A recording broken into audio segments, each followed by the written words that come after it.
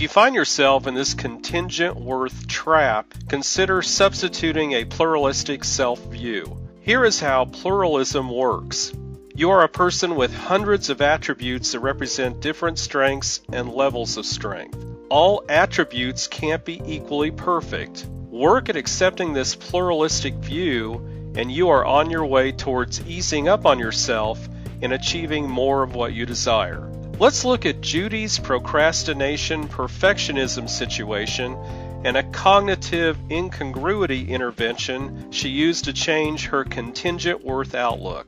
Judy attended a procrastination workshop that I led. She spoke up and said her problem was procrastinating on moving to a larger apartment. An obvious question was, why did she want to move? She told the workshop group that she needed a larger apartment because she was running out of space. Why? Her answer was surprising.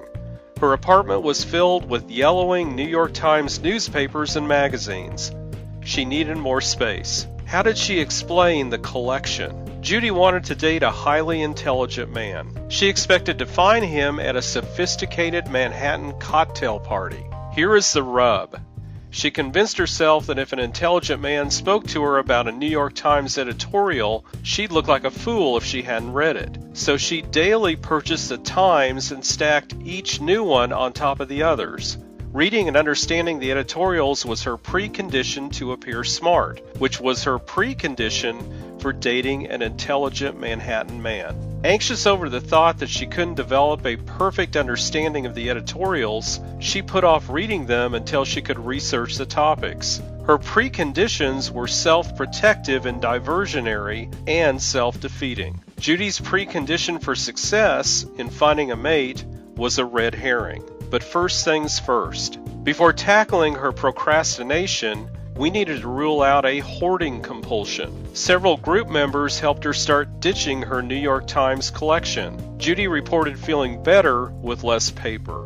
What could Judy do differently about her perfectionism and procrastination? In a television skit, the comedian Bob Newhart played the role of a psychologist with a two-word solution to curb all problem habits. Here is his stock solution. Stop it. In a perfect self-help world, when you afflict yourself with a needless problem, you tell yourself to stop it. Then you permanently stop. We don't live in a perfect world, so let's try a different way. Judy turned to meet her contingent worth challenge. She quickly grasped the idea that she made her worth contingent on meeting unreasonable standards. She discovered how to challenge her contingent worth belief by exploring an incongruity between her theory of worth and her theory of self. Judy saw herself as worthy if she performed well and worthless if she didn't. That was her theory of worth. But how did she see herself? She was a pluralistic person with a broad array of talents, emotions, beliefs, and experiences. That was her theory of self. Here is the cognitive incongruity intervention. How can you be either smart or dumb if you also are a person with hundreds of talents, emotions, beliefs, aptitudes, and millions of varied experiences? Her theory of worth didn't match her theory of self.